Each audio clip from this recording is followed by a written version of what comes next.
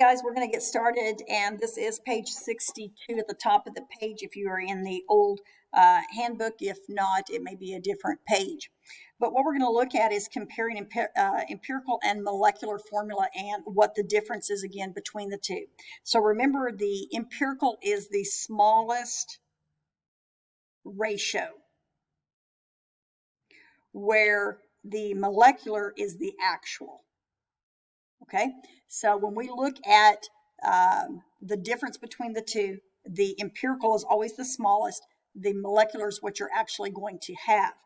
And so again, it works very similar to fractions. Okay, so if I have the fraction to force, I know it reduces to 1/2 because I can divide both by 2. So when I come to a problem such as P4O6, which is what that is, I look at both of my subscripts and I see if there's something that will go into both of them. In this case, I can divide them both by 2. And so my empirical is going to be P2O3. So I divided by 2.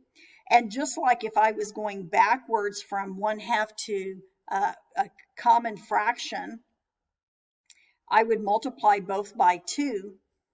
The same way, if I'm going backwards this direction, I would multiply by 2. So if I'm going from the molecular to the empirical, I divide. And if I'm going from the empirical to the molecular, I will multiply. Okay, so another example might be down here with this one here on number 4. So C6H8O6. And so I can divide both of these, all of these by 2, in which case I would need to do all 3 of them. So it would be C3H4O3. And again, if I was going backwards, then I would multiply by 2. Okay, so what we're going to be doing on the video for today is, given the empirical formula, we're going to be finding the molecular formula. So what we're needing to know is, what do we need to multiply by the empirical formula by to get the molecular formula. Now, let's go on then to page 63. And let's just look at some problems. So this one has given you the empirical formula. So it is C2OH4. Okay? But we need to know, what are we going to multiply each one of those by to get the new formula? I'm just going to put blanks here. Okay, what are we going to get the new one? Now, we do know that the molar mass, in other words, for the molecular compound, okay, is 88. So when I calculate up this one's mass, I get 88 grams per mole. Okay. So what we're going to need to do is, let's go to this one and calculate and see what its mass is.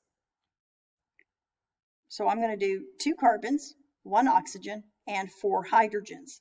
So again, by now you should be able to handle this on your own. 0.052. So this one is 44.052 grams per mole. My molecular is 88. And so it's really easy to see that if I take the 82 grams per mole and divide by the 44, because that's close enough, that I'm going to get that the molecular is 2 times as big as the empirical, which means that the subscripts must be twice as big. So instead of a 2, I have a 4. Instead of a 1, I have a 2. Instead of a 4, I have an 8.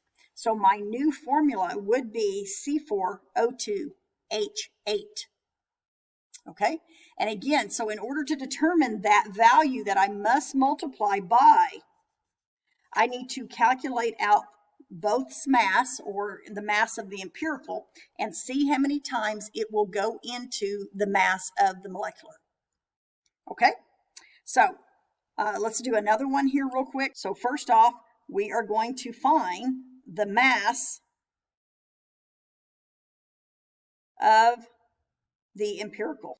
Okay, so we calculated it out here real quick, and you get 68.072, if you agree with me. If not, you might check that out or check to see if I'm wrong. Now, again, this is for my empirical. So I need to see how many times is that going to go into my molecular.